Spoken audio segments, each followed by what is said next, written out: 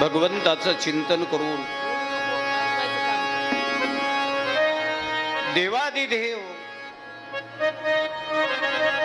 महादेवाच्या चरित्राकडं, महादेवाच्या स्तुतीकडं, महादेवाच्या पूजेकडं आणि महादेवाच्या व्रताचं या ठिकाणी आपल्याला कथा ऐकायची आहे. रुद्रसंहिता जी शिव महापुराणामध्ये रुद्रसंहिता आहे त्याचा प्रथम भाग सीताखंड म्हणून आहे. तो सतीखंड असणारा महादेवाची पहिली धर्मपत्नी तिचं सविस्तर याच्यामध्ये वर्णन आलेलं आहे आणि ते वर्णन आपल्याला या ठिकाणी ऐकायचं आहे. नारद महर्षी ब्रह्मदेवाला म्हणू लागले, आपल्या श्रीमुखातून शंभू सदाशिवाचं मंगल लीला मला ऐकायची आहेत आणि इतकी त्याची गोडी लागलेली आहे की अखंड तुम्ही त्या देवादिदेव महादेवाच्या लीला मला सांगाव्यात आणि त्यांची कथा सांगावी. सती महादेवाचा प्रथम विवाह कसा झाला हे मला संपूर्ण या ठिकाणी तुम्ही सांगा. स्वर्गामध्ये ब्रह्मलोकामध्ये महर्षी नारद आणि ब्रह्मदेवाची दोघांचा संवाद चालू आहे. ब्रह्मदेव म्हणाले, नारदा, देवी सती आणि भगवान शंकर शुभ मंगल आहेत, हे यश आहे, पवित्र आहेत, दिव्य आहेत, कल्याणमय आहेत आणि अत्यंत गोपनीय तुला गोष्ट मी या ठिकाणी सांगतो, ऐक जरा. पूर्वी भगवान शंकर हे निर्गुण निराकार निर्विकल्प रूपामध्ये शक्तिरहित चिन्मय सच्चित आनंद हा शिवाच्या स्वरूपाचे वर्णन करू लागलेले आहे. प्रभूशी वाचणारा सगुण भक्तासाठी तो त्या ठिकाणी आला. शिव सुंदर आहे आणि तो शिव सुंदर असून सत आहे, चित्त आहे. म्हणून तर शिवाला सत्यम शिवम सुंदरम, सत्यम शिवम सुंदरम, सत्यम शिवम सुंदरम, सत्यम शिवम सुंदरम, सत्यम शिवम सुंदरम, सत्यम शिवम सुंदरम, सत्यम शिवम सुंदरम, सत्यम शिवम सुंदरम, सत्यम शिवम सुंदरम, सत्यम शिवम सुंदरम, सत्यम शिवम सुंदरम, सत्यम शिवम सत्यम शिवम सुंदरम,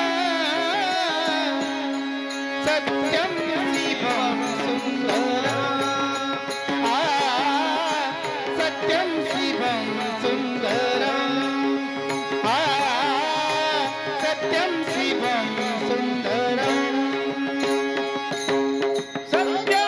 शिवम सुंदरम,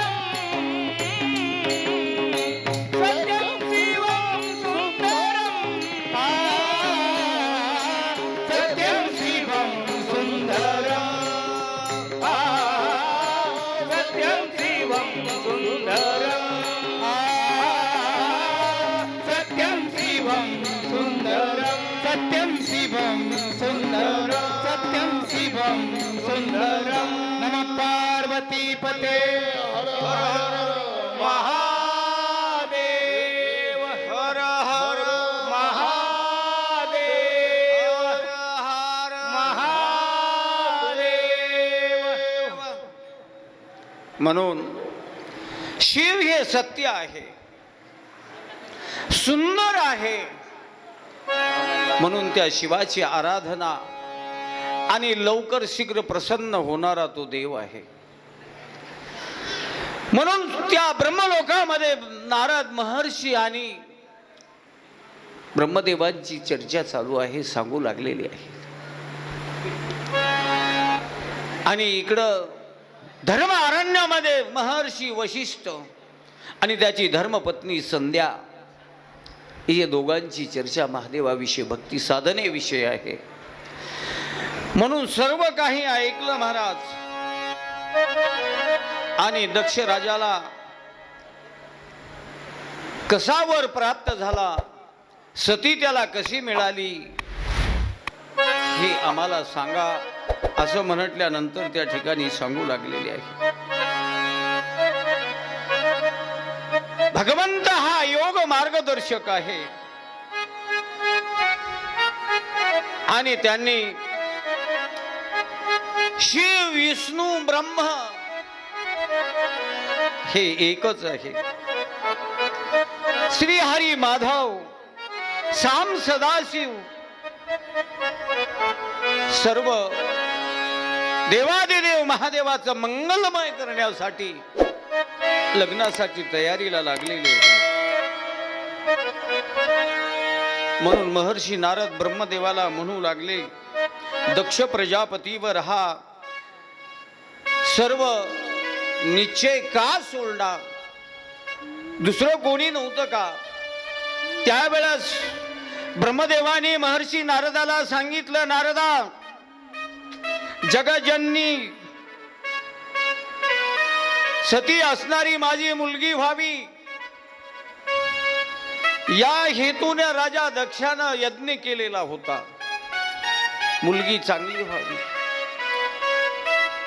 आणि ती त्या ठिकाणी मी देवादिदेव महादेवाला द्यावी असं त्या ठिकाणी बोलू लागलेले आहे.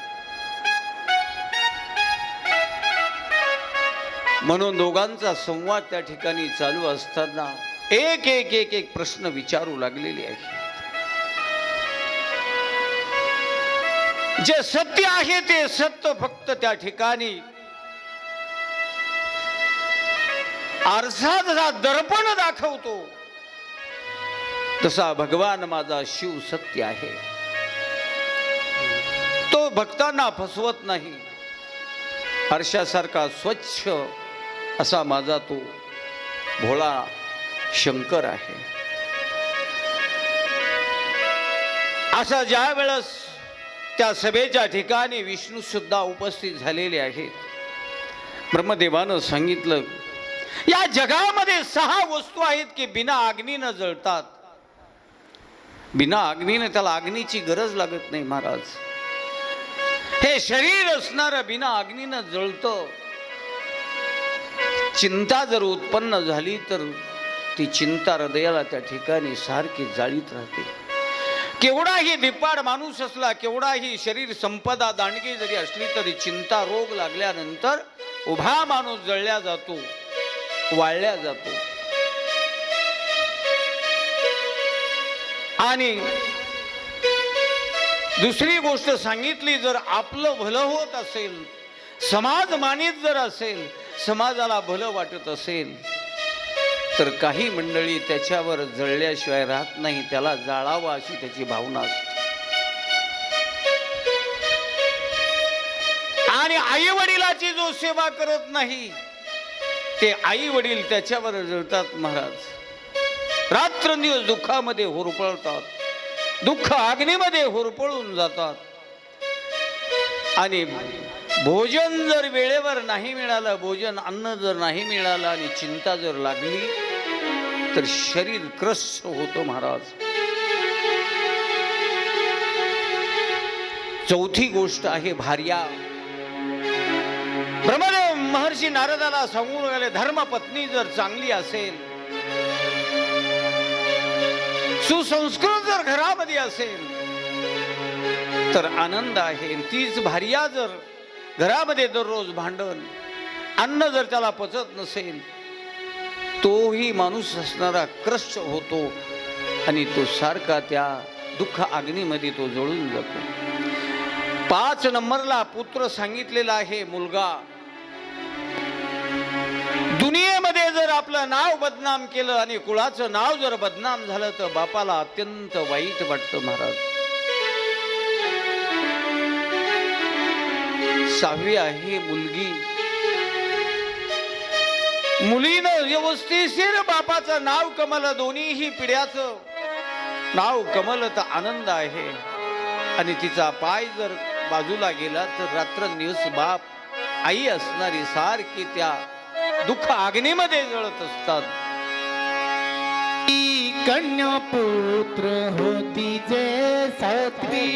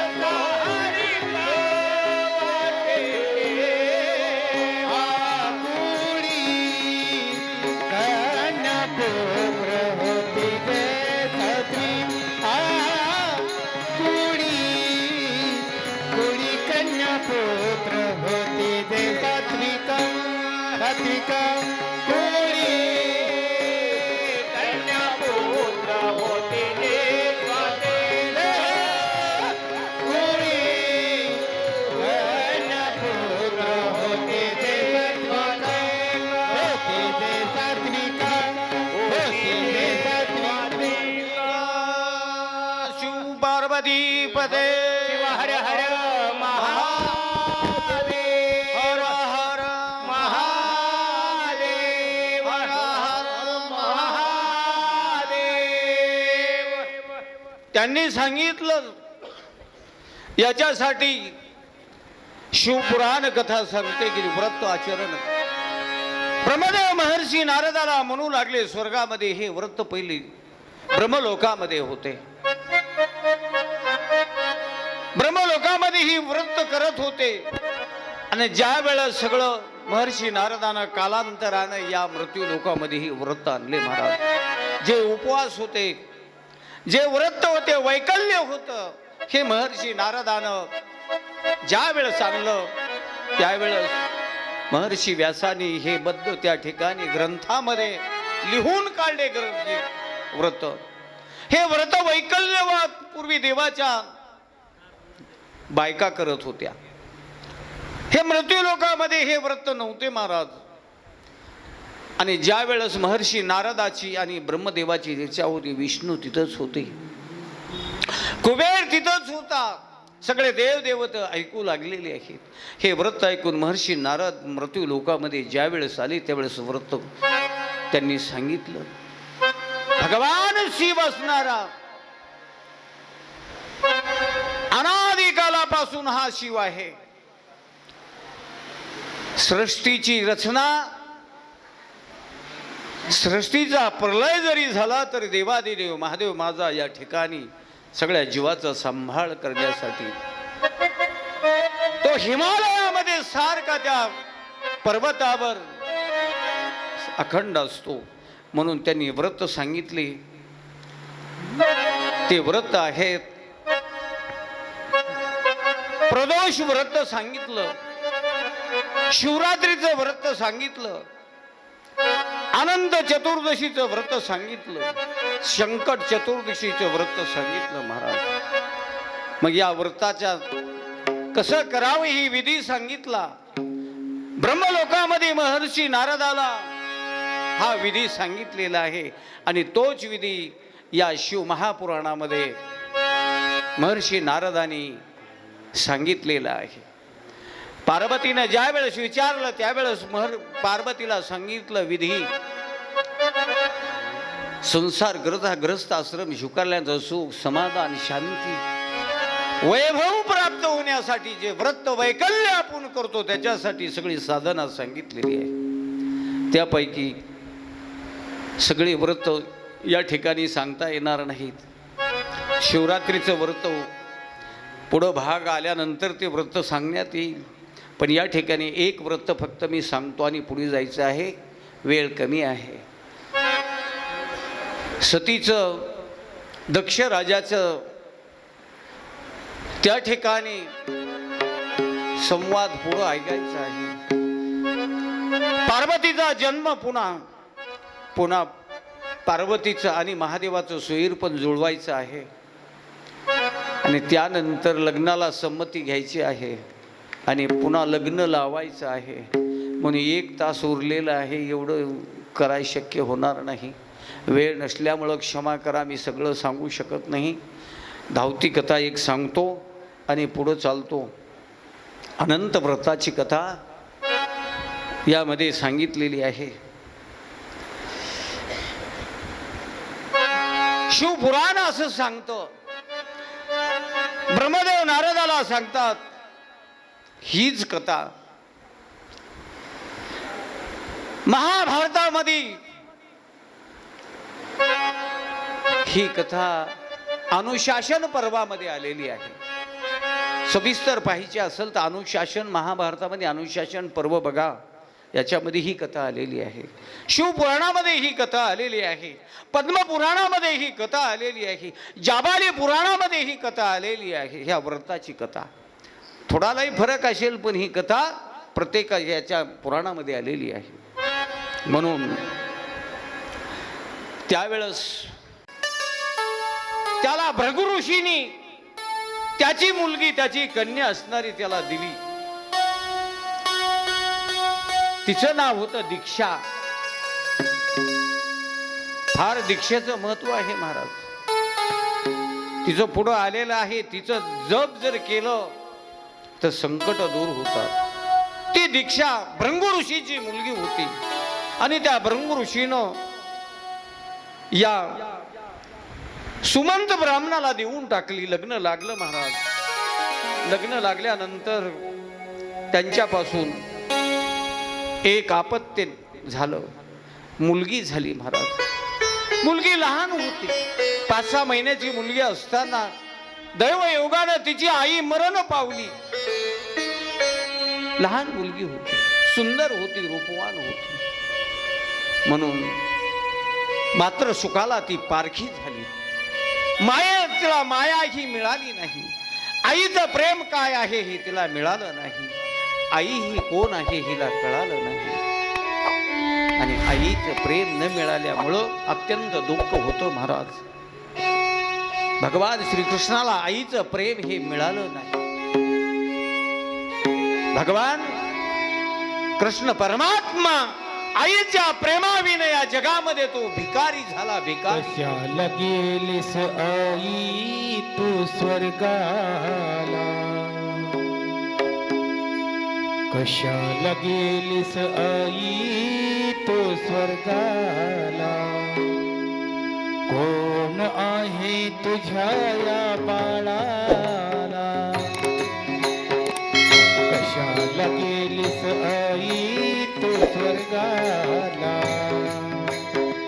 कोण आहे तुझ्या या बाळाला,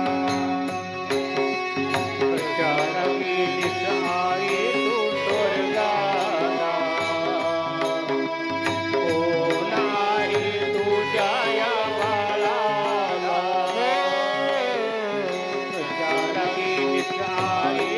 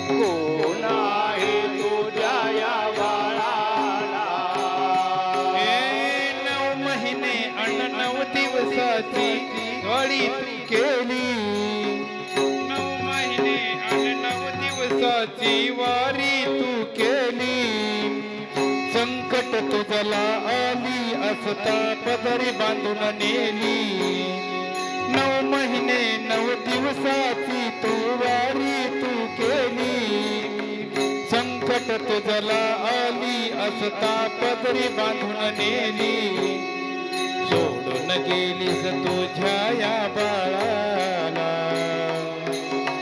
सोडून गेलीस तुझ्या या बाळाला कोण आहे तुझ्या या बाळाला कशाला गेलीस आई तू स्वर्गाला कोण आहे तुझ्या या बाळाला कशाला गेलीस आई तू स्वर्गाला कोण आहे तुझ्या या बाळाला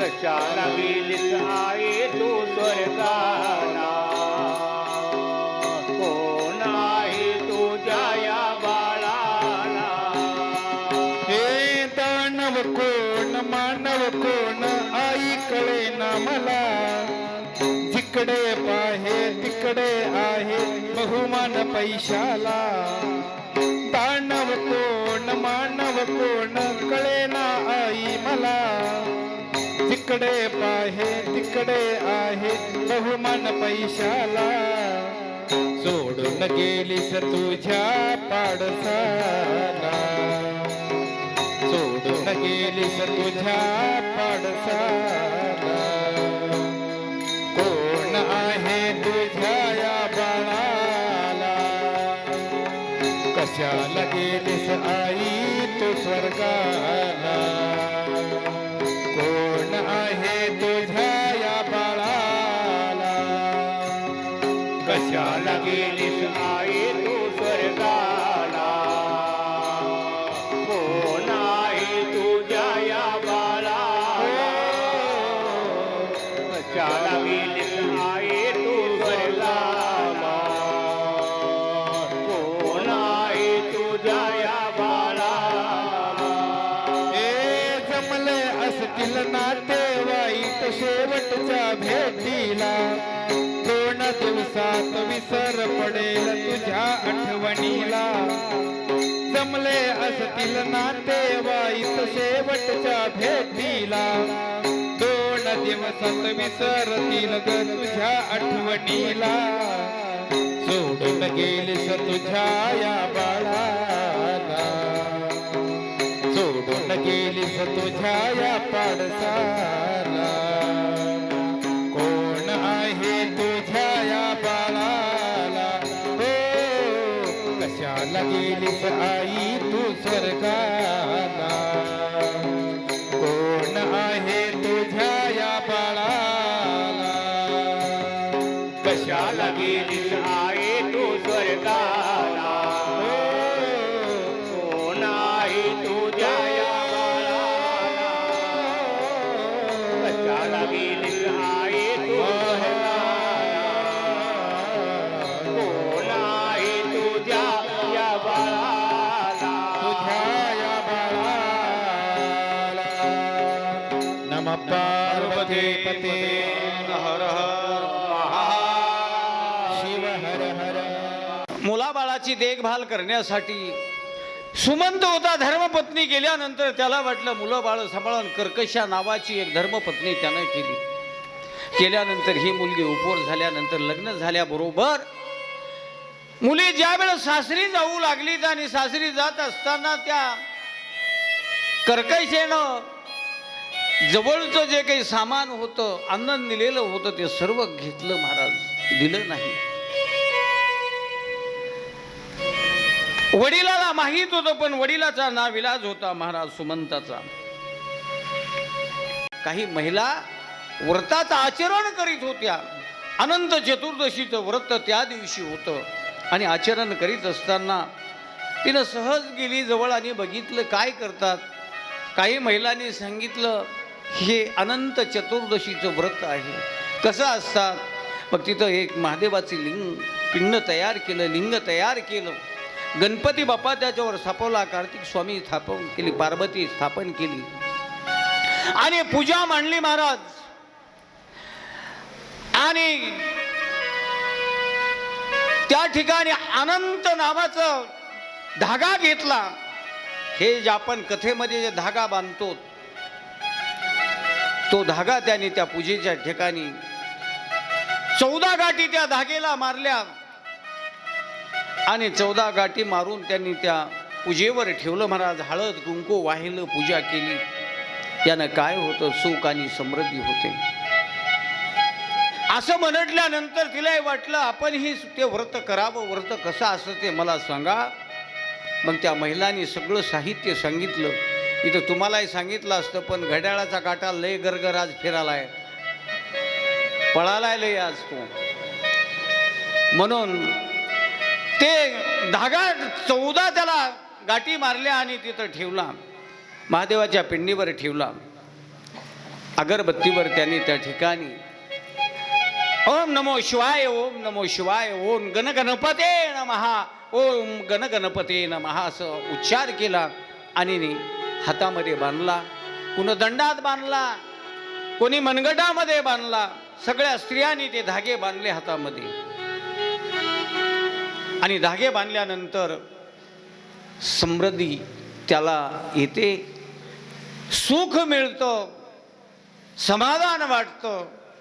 म्हणून ते दोघंही तिनं पुन्हा कळशी भरली आणि पतीकडे गेली. दोघांनी जेवण केलं आणि आपल्या ऋषीपुराला निघून गेले. गेल्यानंतर त्या ठिकाणी पती जेवणासाठी बसला. गेल्याबरोबर सांगितलं मला जेवण्यासाठी वाढ. ती जेवण्यासाठी वाढू लागली. त्यावेळेस तिच्या हातामध्ये हा दोरा असा बघितला आणि बघितल्यानंतर त्या बालका सांगितलं हे काय बांधलंय, हे कशासाठी? अरे आपण गडगंज श्रीमंती, हिरे माणक मोती सोनं चांदी सगळं आपल्याकडं आहे, भांडार भरलेले आहेत आणि हे दोरा कशाला तुम्ही वापरता? हे ते टाक तोडून. तिनं सांगितलं नाही ते व्रताचा दोरा आहे, अनंत चतुर्दशी व्रत आहे, ते व्रतासाठी मी दोरा बांधलेला आहे. पवित्र त्या गणरायाची ते व्रत आहे, महादेवाचं व्रत आहे म्हणून दोरा बांधला मी सोडणार नाही. ते म्हणला मी तोडून टाकील. दोघांचं भांडण झालं. दोरा तोडला महाराज आणि ते दोरा आगीमध्ये फेकल्या गेला. तिनं पळत पळत जाऊन त्या आगीतला दोरा हात भाजला, दोरा उचलला आणि दुधामध्ये टाकला. दुधामध्ये टाकल्यानंतर तो थोडा जळालेला होता आणि तो तसाच तिनं हातामध्ये बांधला. बांधल्याबरोबर दुसऱ्या दिवशीपासून ह्या प्रारब्धाचं चक्र उलट फिरू लागलं. दैन्य दारिद्र्य त्या ठिकाणी येऊ लागलं. सगळी घरातली संपत्ती जाऊ लागली महाराज. एक दिवस चोराने घरावर दरोडा टाकला, घरातलं सगळं लुटून नेलं आणि काही दिवसातच एका वर्षामध्ये तो दारिद्र्य बनला. आणि असं झाल्यानंतर त्याची धर्मपत्नी म्हणू लागली कशानं? तेही म्हणू लागला कशानं? तिनं सांगितलं तुम्ही व्रताची त्या ठिकाणी जे व्रत होतं, मी धागा जो हातामध्ये जो बांधलेला होता त्याला तुम्ही सांगितलं सोन्याचा तो धागा बांध, चांदीचा बांध, पण हा धागा एखाद्या दारिद्र्यासारखा तो बांधलेला होता तुम्ही म्हणालात. म्हणून त्या देवाला अत्यंत दुःख झालं. म्हणून ही अवदशा आपल्या घरला आलेली आहे. म्हणून त्याच्यासाठी तिनं सांगितलं एका ऋषीकडे गेली ती आणि ऋषीकडे गेल्यानंतर तिनं सांगितलं आता आराधना करावी लागेल. अनुभव कसा असतो पहा. तो जाता जाता त्याला एका आंब्याचा मोठा वृक्ष दिसला, लकडून आलेला होता, पण एकही आंबा त्याचं खात नव्हतं. इतका आंबट होता, त्याच्या खाली कोणी जातही नव्हतं. आणि त्या ठिकाणी तो गेला आणि आंब्याला बोलू लागला हे वृक्ष दादा एवढा लकडून आलेला आहे तर ह्याच्याकडे तुला एक बी फळ कुणं तोडलं नाही. तुला अनंत दिसला का? देव दिसला का? का आता अनंताचं व्रत चालू होतं, अनंत चतुर्दशीचं व्रत म्हणून विचारू लागला. तो आंबा म्हणला मी काही अनंत पाहिलेला नाही. मग तो कोठे आहे अनंत? ते म्हणला मलाही माहित नाही, तुला भेटला तर माझंही गारानं त्याला सांग. तो आम्रवृक्ष बोलू लागला आणि पुन्हा तसंच पुढं गेला आणि पुढं गेल्यानंतर त्याला एक गाय भेटली महाराज. आणि गाय त्या ठिकाणी सगळा हिरवागार चारा आहे, पण ती गाईला गवतच खात नाही. त्या गायीजवळ गेला आणि गाईला म्हणू लागला, हे गाई गोमाते, तुला अनंत तो दिसला का? भगवान गजानन दिसला का? महादेव दिसला का? विष्णू दिसला? तिनं सांगितलं, मला काही दिसला नाही, पण हे गवत असून, अन्न असून मला ते खाता येत नाही. ह्याचा काय परिणाम आहे मला सांग जरा तू. त्यानं सांगितलं, मी अनंताला भेटून मी तुला सांगण्यासाठी परत येतो. पुढं गेल्यानंतर त्याला 2 पुष्करणी, 2 मुली दिसल्या त्या ठिकाणी. त्यांना विचारलं, त्यांनी सांगितलं, तुम्ही कुठं चाललात? मी अनंत पाहण्यासाठी जातो, देव शोधण्यासाठी जातो, मला देव भेटतो का? त्यावर त्यांनी पुष्करणीनं सांगितलं, देव कसा भेटेल, इतका सोपा देव नाही. म्हणून त्यांनी जसं आंब्यानं उत्तर दिलं तसंच सगळ्यांनी उत्तर दिलं. म्हणून प्रत्येकाला त्या ठिकाणी 14 वर्षामध्ये त्याला दारिद्र्य आलं, 14 वर्ष. आणि ज्या वेळेस त्याला कळालं त्यावेळेस त्याने पुन्हा व्रत आचरण केलं. त्या व्रताच्या विधीनं व्रत आचरण केलं महाराज. आणि व्रत आचरण केल्यानंतर पुन्हा हळूहळू संपत्ती येऊ लागली. ती संपत्ती भरपूर आली. म्हणून व्रत करत असताना त्याची चेष्टा, त्याची टिंगल आपल्याला करायची नका करू, पण जे कराले त्याला करू द्या. हे उदाहरण आहे, हे उदाहरण आहे. खूप मोठी याची कथा आहे. पुन्हा संकट चतुर्दशीचं व्रत आहे, त्याची मोठी कथा आहे. म्हणून देव असणार, देवादिदेव महादेव भोळा आहे, तो देतो. त्याची पूजा करावी लागते महाराज. बिमारी असेल, कष्ट होत असेल तर काही चालत चालत मी 1-2 तुम्हाला या ठिकाणी उपाय सांगतो. तांब्या घ्या आणि तांब्यामध्ये पाणी भरा. पिंपळाचे 5 पानं घ्या आणि त्या तांब्यामध्ये पिंपळाचे पान टाका. एक हळदीचं हळकुंड त्याच्यामध्ये टाका. काळे तीळ त्याच्यामध्ये टाका आणि ते पाणी असणारं महादेवाच्या पिंडीवर घाला. आणि ते पत्ते जे पाण्यामध्ये सोडलेले होते ते पत्त्याला लागलेलं पाणी ते आपल्या अंगावर शिपडा. आणि ते झाल्यानंतर देवादिदेव महादेव, तुम्हाला जी परेशानी आहे, तुमचं दुःख आहे, मनशांती नाही, ती तसं जर तुम्ही त्याची पूजा केली देवादेव महादेवाचं तर मनशांती 3ऱ्या दिवसापासून चालू होते. 3ऱ्या दिवशीच फरक बसतो असं हे शिवमहापुराण सांगतं. म्हणून आवाजात बदल झाला थोडा.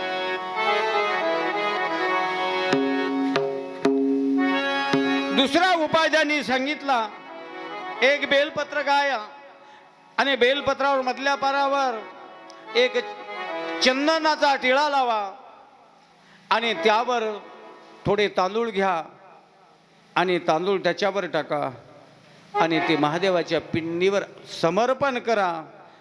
तुम्ही जे मनामध्ये काम धरलं ते 8 दिवसामध्ये ते मार्गाला लागल्याशिवाय राहत नाही. थोडे साधे उपाय आहे. खूप याच्यामध्ये दुसरे बी उपाय सांगितलेले आहेत.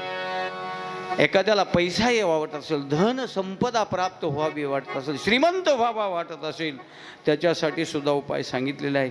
एका बेल पानावर 3 पानावर गंध लावा.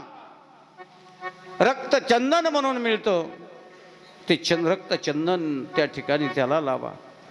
शहद लावा आणि शहद लावल्यानंतर सोमवारच्या दिवशी दूध मिश्रित, कच्चं दूध, पाणी घातलेलं दूध नाही, गाईचं दूध, कच्चं मिश्रित दूध, ज्या घडामध्ये आपण ज्या पाणी घेतो तांब्यामध्ये त्याच्यामध्ये ते दूध टाका, घाला आणि ओम सोमेश्वराय नमः, ओम सोमेश्वराय नमः असं 108 वेळेस जप करा आणि ते पाणी महादेवाला घाला ते घातल्याबरोबर तुम्ही जे मनामध्ये ठरवलेलं आहे तुमची मनोकामना पूर्ण झाल्याशिवाय राहत नाही.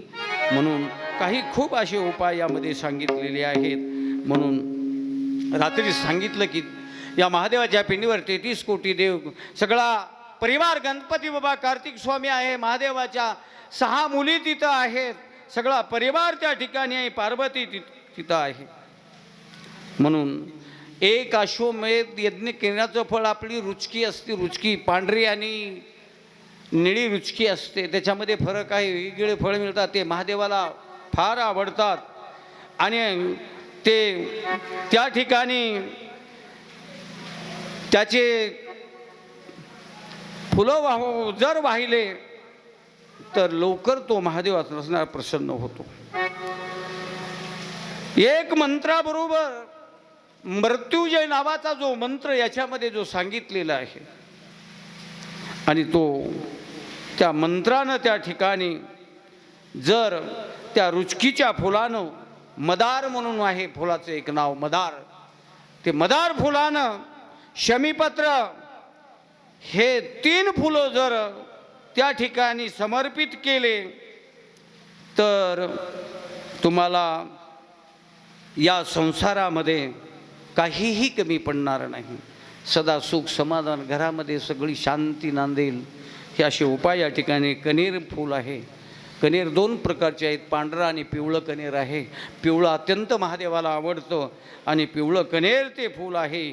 त्याचा भाव एवढा आहे की घरामध्ये जर वाद होत असेल, भांडण तंटा जर होत असेल, जमत नसेल, वादावाद होत असेल, तर पिवळं जे कनेर आहे, हे कनेरीचे हे झाड नाही बरं का, कनेर म्हणून असतो, पिवळं कनेराचं फूल असतं, धोत्र्याच्या फुलासारखं ते फूल त्या ठिकाणी महादेवाला त्या ठिकाणी ओम नमो शिवाय, ओम नमो शिवाय, ओम कुंदकेश्वर नमः, ओम कुंदकेश्वर नमः हे मंत्र म्हणून त्याला समर्पित करायचं.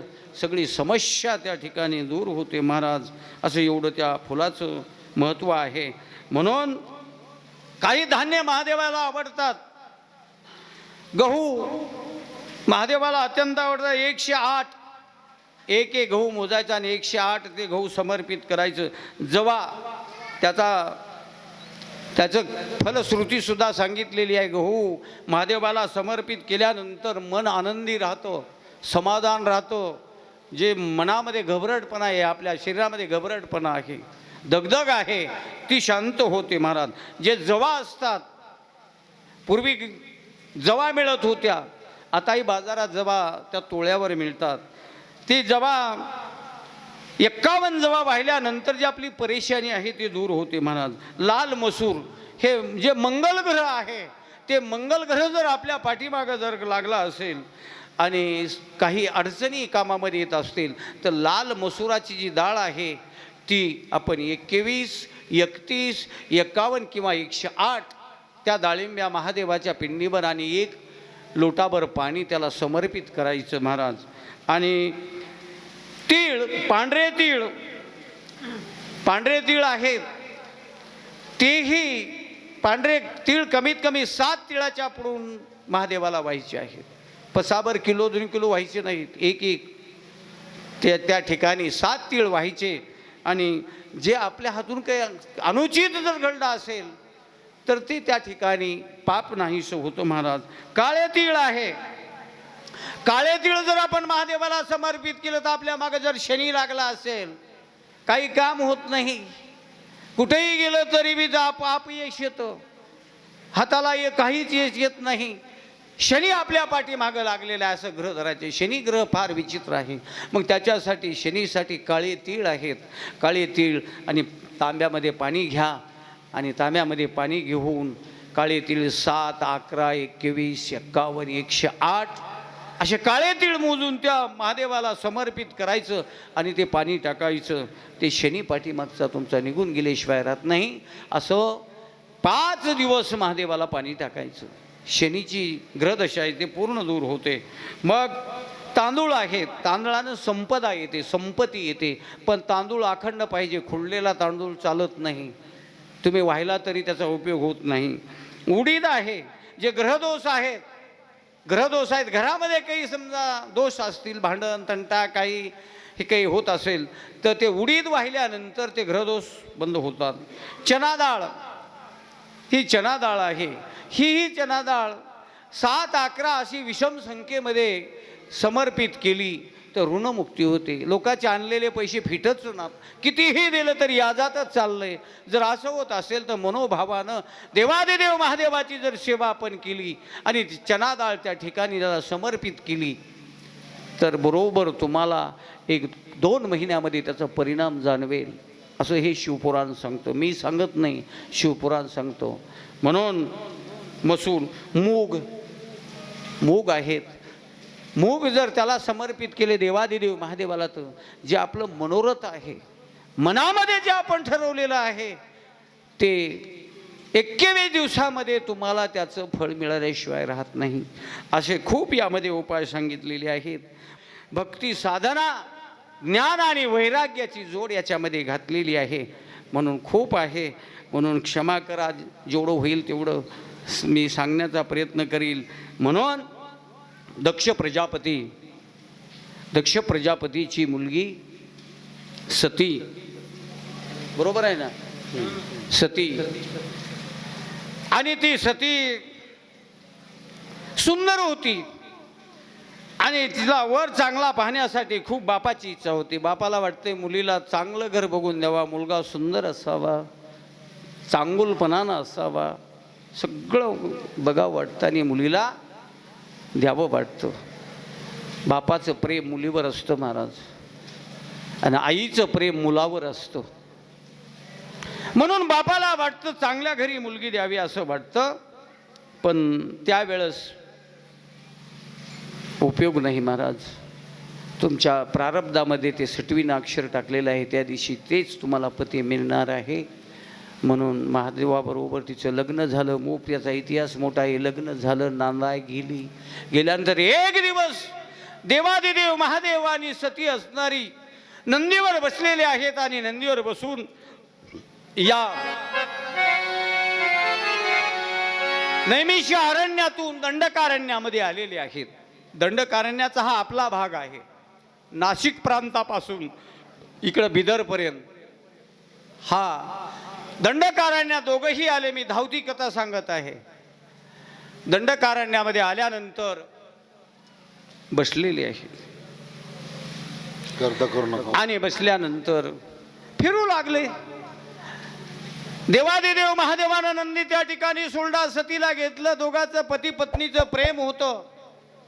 देवादिदेव सती असणारी त्या अरण्यामध्ये फिरू लागली आणि त्याच काळामध्ये प्रभू रामचंद्राची धर्मपत्नी सीता ही रावणानं चोरली होती आणि तिच्या शोधासाठी राम आणि लक्ष्मण त्या जंगलामध्ये फिरू लागले. आणि फिरत असताना देवादिदेव महादेवानं प्रभू रामचंद्राला लांबूनच पाहिलं महाराजांनी. तिथूनच नतमस्तक सदाशिव झाले. देवादिदेव महादेवानं प्रभू रामचंद्राचं लांबूनच दर्शन घेतलं. दोघांची एक नजर झाली महाराज. बरोबर सती होती. सतीनं महादेवाकडे पाहिलं, इथं तर कोणी दिसत नाही आणि आमच्या मालकाने कुणाचं दर्शन घेतलं म्हणून असं सतीनं बघितलं. बघितल्यानंतर दूर अंतरावर हे दोन असणारे राम आणि लक्ष्मण तिला दिसले. तिकडं दिसल्यानंतर तिनं विचारलं, मालक विचारू का म्हणल्यानंतर महादेवानं सांगितलं, बोलले नाहीत. पुन्हा विचारलं, हो मालक मी काय म्हणते माझ्याकडे लक्ष द्या जरा. तिनं सांगितलं, काय बोल, तुम्ही कुणाचं दर्शन घेतलं.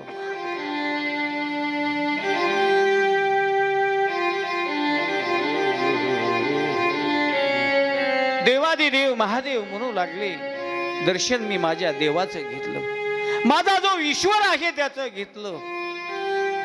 कोण आहे तुमचा देव, कोणता ईश्वर आहे. देवादिदेव महादेवानं सांगितलं, सती माझा देव असणारा तो दिसतो, तो देव आहे. ते मानव आहे आणि फिरतात ते. असं म्हटल्यानंतर सती देवादिदेव महादेव म्हणू लागले माझा देव आहे. मग ते सीतेचा शोध करण्यासाठी जंगलामध्ये फिरतात. असं ज्या वेळेस महादेवानं सांगितलं सीता रावणात देवाची पत्नी कुठं रावण नेतो का, राक्षस नेतो का? सती प्रारब्धानुसार गोष्टी घडत असतात. भोग भोगावरी द्यावा करोनी संचिताचा ठेवा संचित आहे. प्रारब्ध भोगावं लागतं म्हणून ते फिरत आहे. बरं ठीक आहे, तुमचे देव आहेत, मी एक प्रश्न विचारू? सतीनं सांगितलं प्रश्न विचारू मी? देवादिदेव महादेव म्हणू लागले सती तुझ्या मनामध्ये काय आहे ते प्रश्न मला विचार. त्यावेळेस तिनं सांगितलं अरे तुझा देव आहे आणि तो आपल्या बायकोसाठी येडा होऊन या जंगलामध्ये फिरतो आहे, मला त्याची परीक्षा घ्यायची आहे. महादेवानं सांगितलं सती हे उचित नाही, हे योग्य नाही. विनाश काल तुझा आलेला आहे आणि विनाश काल तुझा आल्यामुळं तुझी बुद्धी उलटी चालू झालेली आहे. नको. तिनं सांगितलं मला बघू द्या परीक्षा. तुम्ही ज्याला देवादिदेव महादेव तुम्ही आहात, सगळ्या जगाचे महादेव आहात आणि तुम्ही त्यांना देव म्हणता, मला बघू द्या जरा. महादेवानं शब्द बसले आणि सांगितलं जा तुला काय करायचं ते कर म्हणून. महादेव एक वटवृक्ष होता, त्या वटवृक्षाखाली जाऊन बसले महाराज. बसल्यानंतर ही सती असणारी गेली आणि गेल्यानंतर देवादिदेव प्रभू रामचंद्र त्या ठिकाणी फिरू लागले. वृक्षाला वेलीला पसुरना पक्ष्यांना विचारू लागले. सतीनं पाहिल्यानंतर प्रभू रामचंद्राने तिच्याकडे पाहिलं नाही. न पाहता त्या ठिकाणी हे माझ्याकडे पाहत नाहीत म्हणून सती पुढच्या रस्त्यावर जाऊन बसली. सीतेचं स्वरूप धारण केलं महाराज. तिनं सीतेचं रूप धारण केलं आणि रामप्रभूच्या रस्त्यामध्ये बसल्यानंतर रामप्रभू पुढं चालू आहेत, लक्ष्मण पाठीमागून आहे आणि रस्त्यामध्ये बसल्यानंतर प्रभू रामचंद्रानं पाहिलं तिला आणि पाहिल्याबरोबर म्हणू लागले आई कुंकड कसे काय तुम्ही आलात आणि या विषयामध्ये? असं म्हटल्याबरोबर खाली मान घातली महाराज. तिनं ओळखलं. देवादिदेव महादेवानं सांगितलं ते खरं आहे, पण विचारावंच वाटलं, संशय वाटला. विचारावं, काही घटना मी विचारावं म्हणून विचारू लागली. मी सीता आहे, ओळखलं नाही तुम्ही? आई देवादिदेव महादेव कुठं सोडले तुम्ही? तुम्ही एकलेच कसे इथं आलात? एकलेच तुम्ही कसे? त्यावेळेस तिच्या डोक्यामध्ये लख प्रकाश पडला आणि सतीनं सांगितलं देवादिदेव महादेवच्या वटवृक्षाखाली बसलेले आहेत. असं म्हणल्यानंतर ती सती परीक्षा घेऊ लागली म्हणून विचारू लागली महाराज. आणि विचारत असताना म्हणू लागलेली आहे. प्रभू रामचंद्र म्हणू लागले सतीला माघ महिन्यातील अष्टमी कृष्ण पक्ष होता. त्या अष्टमीच्या दिवशी तो रावण आला आणि रावणानं ती सीता नेली महाराज. मग मला सांगा तुमचा सगळा वरदान. पुढं त्याने सांगितलं माघ कृष्ण पक्षा नवमीला जटायू बरोबर माझी भेट झाली आणि जटायूला मांडीवर घेतल्यानंतर जटायूनं मला सर्व सांगितलं आणि जटायूनं आपला प्राण सोडला महाराज. आणि त्याला मी तिथं संस्कार केला. पुढं मी पंपा सरोवराकडे गेलो, शबरी आश्रमामध्ये गेलो. नंतर सुग्रीव हनुमंताची भेट झाली, वाडीला मारलं आणि हनुमंताची त्या सीताशुद्धीसाठी हनुमंताला पाठवलं. संपातीची भेट झाली आणि संपातीची भेट होऊन हनुमंत लंकेला गेले. त्याला अंगठी त्याच्या जवळ दिली. एवढ्यामध्ये 10 महिन्याचा काळ उलटून गेला आणि गेल्यानंतर सीता अशोकवनामध्ये आहे हे समजलं. असा इतिहास आहे.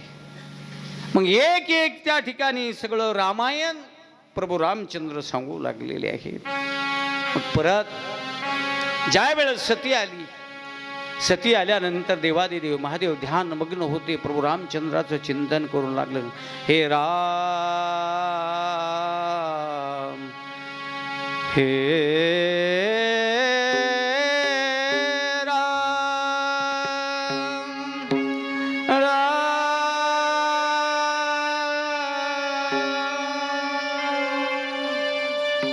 राम राम राम राम राम. देव महादेवाचं चिंतन सुरू आहे. तेवढ्यामध्ये सती आली आणि सतीनं सांगितलं,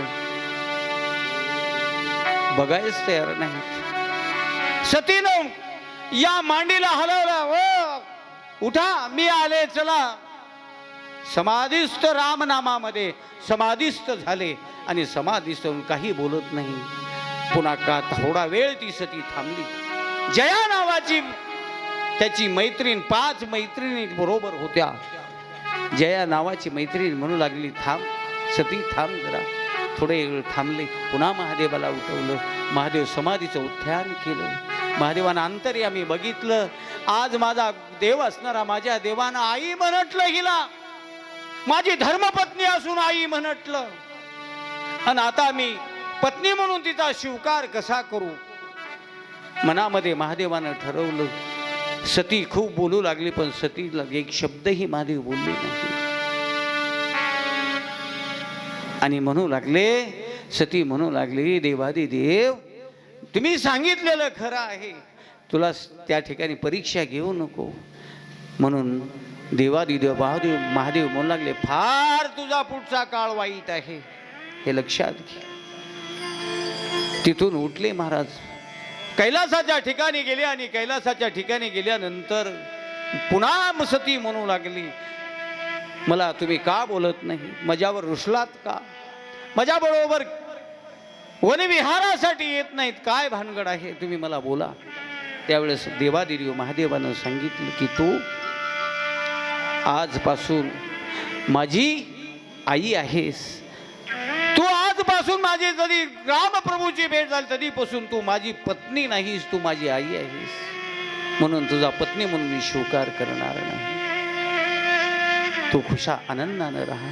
त्या दिवसापासून महादेव तिला आई समजू लागली. काही दिवस राहिले महाराज. एक दिवस असणारा असा उजाडला, ते कैलास पर्वतावर बसले होते. मोठमोठे विमानं वरून भराभर भराभर जाऊ लागले. दक्ष राजानं त्या ठिकाणी यज्ञाला आरंभ केलेला होता.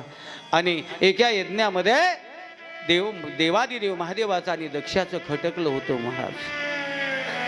म्हणून दक्ष राजानं पुन्हा यज्ञ केलेला होता. त्या यज्ञामध्ये सगळे देव ऋषी सगळे त्या ठिकाणी बोलावून घेतलेले होते. तेवढ्यामध्ये चंद्र, त्याची धर्मपत्नी, इंद्र त्याची धर्मपत्नी, सगळे त्या ठिकाणी जाऊ लागले. सख्या मैत्रिणी जवळ बसलेल्या होत्या.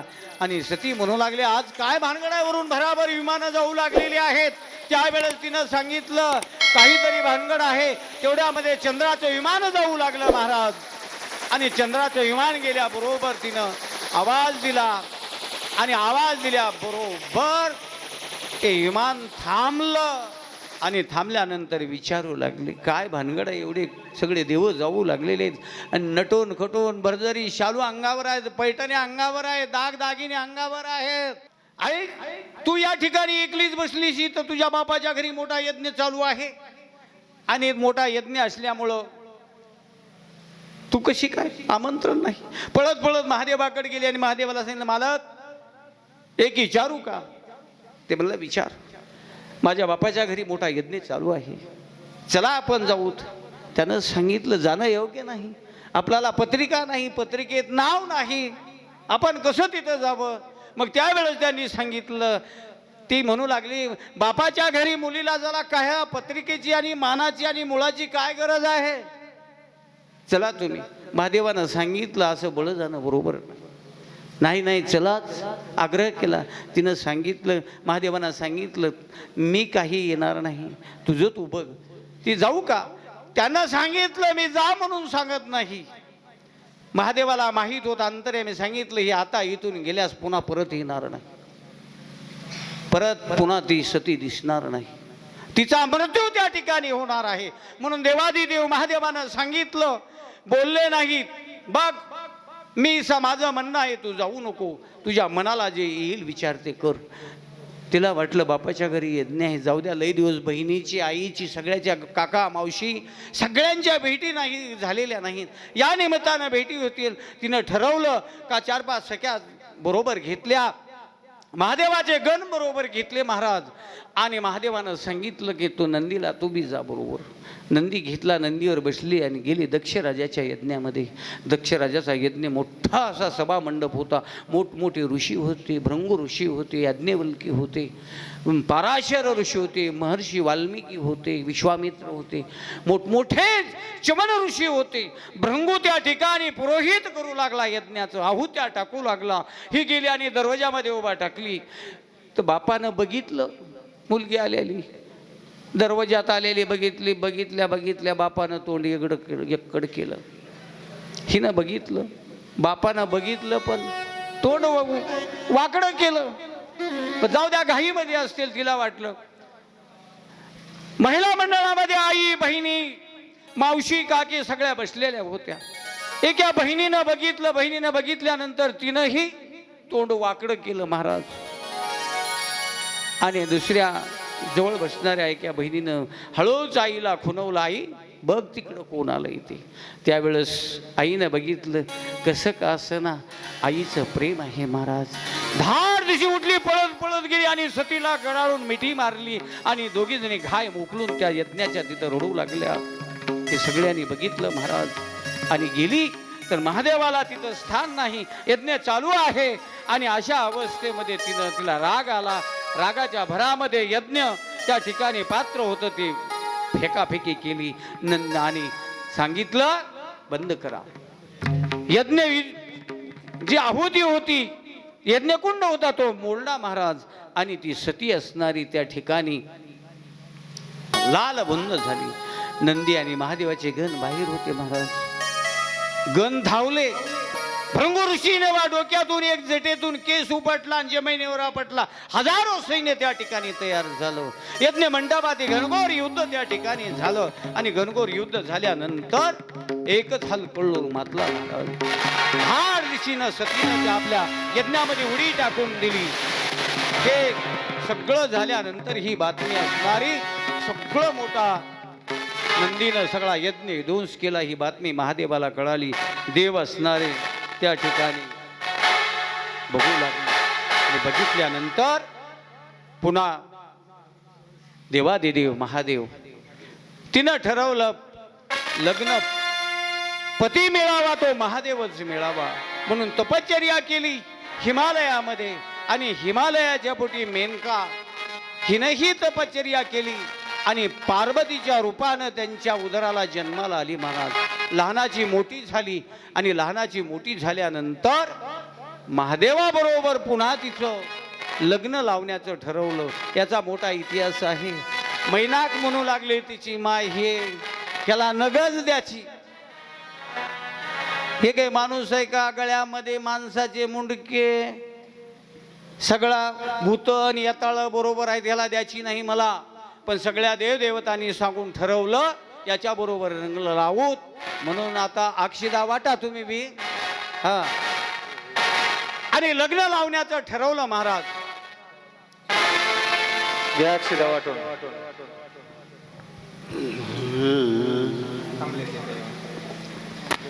लग्न लावावं.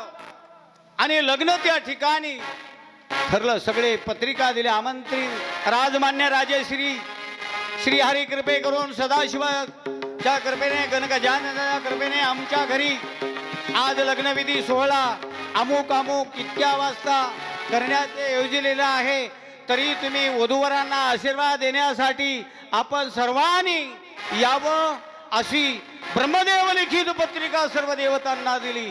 सगळे देव लग्नविधीसाठी जमा झालेले आहेत आणि आपणही झालेले आहेत. मुहूर्त टळण्याच्या अगोदर बी आपल्याला लग्न लावायचं आहे. आणि लग्न लागल्यानंतर या ठिकाणी प्रसादाची व्यवस्था केलेली आहे. सगळ्यांनी प्रसाद घ्यायचा आणि नंतर जायचं. कारण आज पाऊस पाणी असल्यामुळं धनगर गलीचा जो गणपती आहे त्या गणपतीचं कीर्तन सुद्धा या ठिकाणी होणार आहे अशी म्हणून सूचना आलेली आहे. म्हणून धावत्या ओघामध्ये आपल्याला जायचं आहे. ते 9च्या अगोदर सर्व आपल्याला कार्यक्रम पार पाडायचा आहे. म्हणून देवबाप्पा या इकडे पुढे या.